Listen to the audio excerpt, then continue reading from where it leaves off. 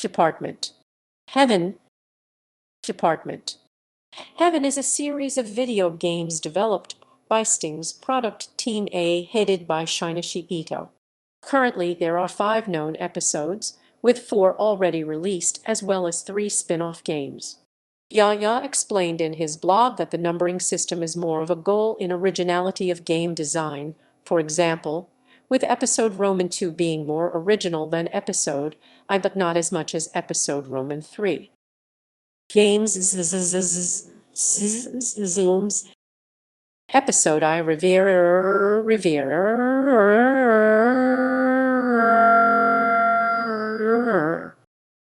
Rivera takes place on the floating continent of Rivera. The main character, I being a resident of Asgard, is sent by the 7 Magi to rid Rivera of demons and becomes tangled in a bid for the god's dormant power through the World Tree. Rivera is played almost as a visual novel, with triggers on each screen that can be selected, rather than directly controlling the movement of Ein. In battle, Rivera plays out similarly to the RPG stereotype. However, aiming and attacking requires much more careful control, due to the lack of an explicit ability to decide the target of an attack, and the fact that all but one item have a limited number of uses. Rivera focused very strongly on the story and character interaction, even going so far as providing the player with the opportunity to slightly affect the ending by developing stronger relationships through his actions with particular female members of the cast. Episode Roman 2, Yggdrasil Union. Yggdrasil Union takes place on an unnamed continent. The game chronicles the Yggdrasil War, where the Bronquian army begins a brutal rampage throughout the world, conquering territories until Princess Yggdrasil Artwaltz, of one of the conquered countries, rallies against them. The game plays differently from most strategy RPG, in that you have some amount of control over the battles you would typically just watch. In these battles you can activate cards and control your unit's attack strategies. Another unique aspect of the game is that the on-map formation of your units is very important, creating the eponymous union system that is vital to victory. There are multiple spin-offs to this episode: Yggdrasil Unison, Blaze Union, and Gloria Union. Yggdrasil Unison is an alternate universe retelling of the main game with 12 possible protagonists. Blaze Union is a prequel to Yggdrasil Union taking place in Bronquia 3 years prior. Gloria Union is a newly announced game featuring a pirate drama unconnected to the other games. Episode Roman 3, Roman 3. No name or information has been revealed on episode Roman 3, other than in 2008 it was being planned as a PCM morp. Episode Roman 4, Nights in the Nightmare. Nights in the Nightmare takes place in Aventheim, a world recently interrupted by the invasion of a demonic army. The player leads the Wisp through the story, unraveling the past through the events of the present in order to save Aventheim. The game plays like chess infused with RPG, a turn-based tactical role-playing and shoot-'em-up elements. The player moves the Wisp around using the touchscreen, activating attacks on allied characters and avoiding screen-covering shots from enemy characters. Episode Roman 9, Gungnir, Inferno of the Demon Lance and the War of Heroes, a story that takes place in the Gargandi Empire, set to a backdrop of racial strife between the noble Daltania and the peasant Lenica. A 15-year-old boy named Giulio Regal, who is part of the Lenica resistance, comes upon the powerful demonic weapon Gungnir, and his choice to use it for the sake of the rebellion has drastic consequences. Gungnir was officially announced in the February 24, 2011 issue of Weekly Famitsu. It combines orthodox SRPG elements with original system features, and it was released on May 19, 2011 on the PSP. It is developed by staff members from Yggdrasil Union. Connections. In the unveiling article for Nights in the Nightmare, it was explained that the worlds share a common Asgard, but no further details on their relations were given. In a later Dengeki Mao article, it was revealed how each game interacted in the universe, each initially taking place on the overworld and being connected in some way to either Asgard or the underworld. More connections were revealed when Knights was finally released, in particular with the release of the Department. Heaven Episodes World Guide and a thinner American version, The Tome of Lost Souls. These releases explained the various connections between the games and further delineated the culture and history of the universe in which they took place. Many connections can be drawn between the gameplay style of the series entries, from the limited use item system to the retry functionality allowing the player to continue the story even if the game is too difficult for them.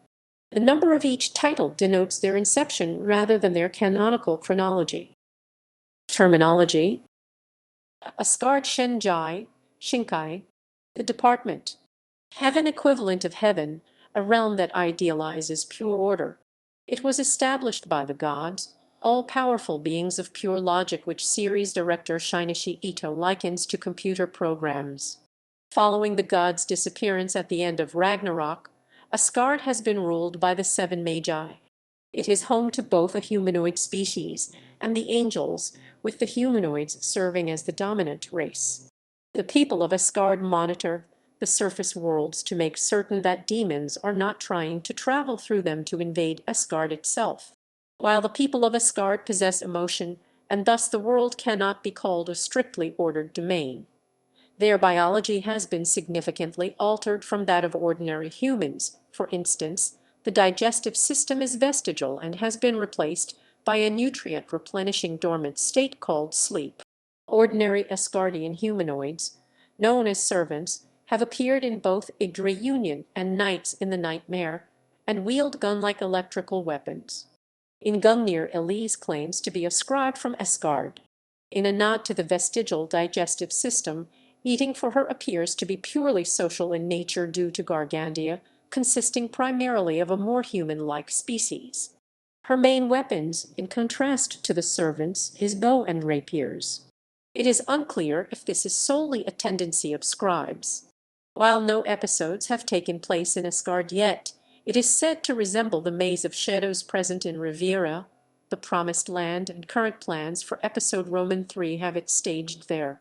In Melia's route of Knights in the Nightmare, there are two brief scenes which take place somewhere in Asgard. The underworld Meifu, the Department. Heaven equivalent of hell, a realm that idealizes pure chaos. It is inhabited by various races of demons and expands constantly by conquering and absorbing surface worlds. The demons in general are bitter enemies with the peoples of Asgard, as their very existences are incompatible. However, as demons have a power-based hierarchy and operate under principles of social Darwinism, e.g., the strong survive and the weak perish, it cannot be called a world with no order in it at all. The English-language PSP version of Riviera, The Promised Land, and the Japanese special edition feature a short bonus scenario in which Ein accidentally wanders through a portal to the underworld, accompanied either by the four heroines or by Leda and Rose, and must defeat the demon god Hades in order to escape. The latter scenario involves Ein, Leda, and Rose discussing various elements of the universe. According to Shinichi Ito, the Underworld's setting details are intentionally kept vague in order to preserve the gameplay integrity of the series. The people of Asgard refer to both the Underworld itself and worlds that have been dominated by demons as Makai, while the Underworld is the official translation used by Atlas. Many fans refer to it as Niflheim in keeping with the Norse theme of the series. Surface worlds Chaiju, the general term for all ordinary worlds inhabited by mortals. Riviera and Cardia, the world of Yggdrasil Union, Aventheim, the world of Knights in the Nightmare, and Gargandia, the world of Gungnir, are all examples of these. The surface worlds were originally created by the gods to serve as a buffer between Asgard and the underworld, so that Asgard would have greater advance warning when demons attempted to invade. However, Asgard has a general non-interference policy in order to allow worlds to govern and attempt to defend themselves until there is severe danger of a world being overwhelmed. Each surface world is connected to Heaven's Gate, Heaven's Ugito, Heaven's Ugito, and as long as these gates are intact, they are considered part of Asgard's territory. Invading demons will create a Hades Gate, Hatsugito, Hatsugito, and attempt to destroy the worlds linked to Heaven's Gate, after which Asgard will consider that world a part of Utgard and abandon it. There are, however, instances where demons and gods appear in surface worlds without creating a Hades Gate, such as summonings by residents of that world, as in the case of Zulganarkin Knights in the Nightmare, or magical anomalies the way that Brongal was drawn to Encardia by Nesamia's sheer power in Igdri Union. In Gungnir, Julio Regal, wielder of demonic spear Gungnir, is able to summon various war gods. Yumira Mozing, Yumira Makayawo, a world that exists in a dimensional rift unknown to the gods. There are said to be several of these in existence, but thus far Yumira is the only one named. Yumira is inhabited by the descendants of a magical army that wandered there long ago, and its people, called the Yumiru Ren, Yumirujin, practice magical arts that extend their lifespans. Kamala, the series mascot, is a former resident of this world. Thus far, Yumira has only featured in Nesami's backstory, as they are the ones who contracted with him to allow him to use the power of words in response to his plea for help.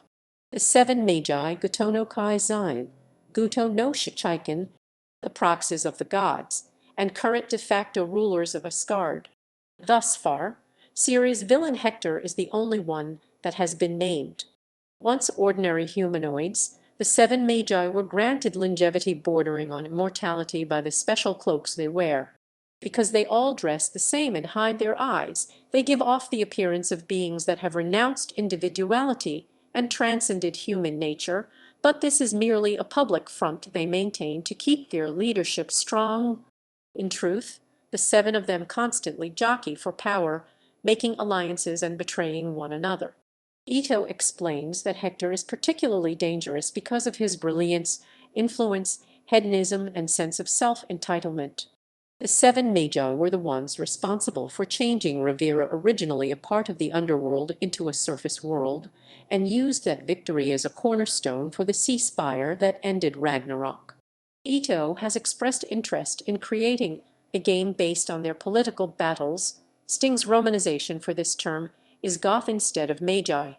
Angels Tenshi, Tenshishi, Tenshishi, Tenshishi, Tenshishi, Tenshishi, Tenshishi, Tenshishi, Tenshishi, Tenshishi, Tenshishi, Tenshishi, Tenshishi, Tenshishi, Tenshishi, Tenshishi, Tenshishi, Tenshishi, Tenshishi. One of the races of Asgard. Angels were originally artificial beings created by the gods, and because of this, they cannot be destroyed by the gods despite technically being mortals. In the eyes of Asgard, angels are a defense mechanism of the world. Similar in existence to antibodies, they make up the brunt of Asgard's military force and are deployed to fight and destroy demons. In particular, guardian angels Shugotenshi, such as Marietta, are stationed on Heaven's Gate and considered the backbone of the defense against demons. Because of their origin, angels are considered subhuman beings in Asgard. They have also come under suspicion during the Mage's reign because their loyalty lies with the gods rather than the humanoid race. Due to the way that they are treated, angels often display a stunted sense of self despite being capable of developing normal emotions and free will once exposed to society. Although they were originally manufactured by the gods, the Rivera epilogue disc depicts angels as being able to reproduce, as it portrays Malice with her family. Absolute loyalty to Asgard is demanded of every angel, and those who disobey any order appear to be irregular existences, or whose actions endanger Asgard have their powers stripped, and are exiled as fallen angels duo Tianshi. Daichi as with Nesaya, Eater, and Marietta respectively. Grim angels Gausi Tianshi. Kakashaichi Shaichi, a special subclass of angel. The grim angels were created by the gods as a last resort in order to defeat the demons during Ragnarok. and violate the taboo that only godly beings can possess godly powers. Each of them is created using the blood of a god, and each is required to sacrifice a part of themselves in order to receive an all-powerful weapon known as a diviner divine. These parts of themselves can be a body part, such as their wings, or an abstract function, such as emotional capability. Aside from Ein, all true grim angels are easily identifiable by their clawed black wings and leucism of the skin. Because of their immense power and relatively short lifespans compared to other angels, grim angels are considered to be no more than living weapons and kept in stases in a mausoleum when Asgard is not currently facing a great threat. Even then, the grim angels actually awakened and dispatched are very few in number, and many grim angels are never allowed to awaken again once put into stases. The grim angel's mausoleum is depicted in the opening sequence of Rivera. As Hector desires to become a god, he is depicted directing experiments on young female angels in order to create artificial grim angels throughout the series. 3 of his test subjects are shown throughout the series, #367, #549 Primea, and Malice #1132. Out of the entire experiment, Malice is the only successful result known.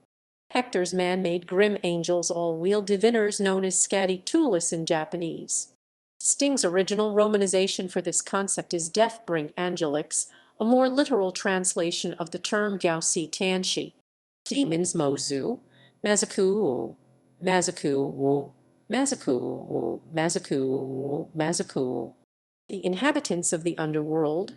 There are 3 types: low-level monsters Mowu, Mamono e.g. the Red Sage and Blue Fool, accursed in Hurinasu, Inferninasu e.g. Ishur and Dataris, and demon gods Moshen, Majin e.g. Brongoth and Zalganar.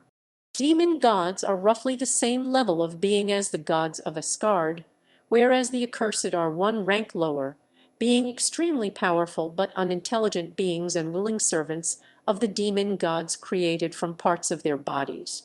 It is possible for demons to gain and lose power and change ranks, a type of class mobility per se that is only possible in their fluid society. In addition to natural-born inhabitants of the underworld, it is possible for mortals and even those of Asgard to become demons. This can occur one of 2 ways, either via contract, as in the cases of Marietta, Gulkos's ancestors and most likely Julio, or by being cursed as with Nordich and Pish. While demons instinctively desire power and clash with ordered society, there are cases depicted of very weak monster-level demons deciding to settle into mortal society as residents of surface worlds, the Sage and Fool, the ancestors of the Arcs, and even very powerful demons being able to repress their instincts and live as humans Gulkasa. Sprites Jingling, Sarae, a mostly humanoid species of elementally based beings who are symbiotically connected to their environment. They are the dominant race in Rivera, and some types also appear in other worlds, such as the Undines and fairies that live in Ancardia.